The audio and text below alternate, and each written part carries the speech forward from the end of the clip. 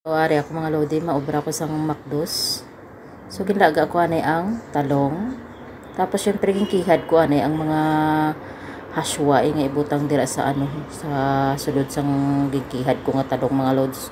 Bali daw ginigamos mo sa bala mga lodi, pero ang ging sabaw mo, puro olive oil. So, before mo siya ibutang ang mga ging kihad-kihad mo nga ahos, tapos ang tawag sila ang sweet paper, kinkihad mo gagmay-gagmay, tapos may juice, may basta amo nang tawag nila juice, gimpino ko man ka bukbok, tapos amo naging halo-halo na, gimbutang na sa olive oil man ang mga hashwa. So gimbutang na sang asin, kung ano pa da, mga paminta or whatever na pangpalasa mga lodi. So amoy na siya, hapos lang na sa mag-ubra mga lodi.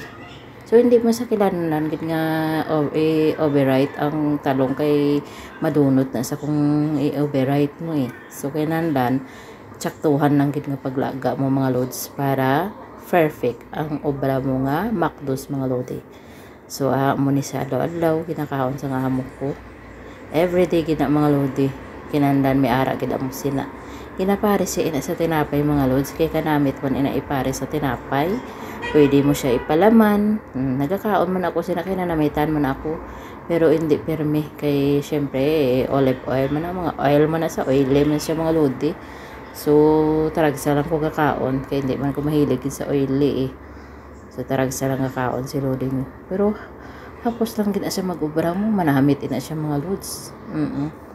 Manamit ina sa amo ginayang kalan-on nila diri. Thank you for watching. Don't forget follow and share.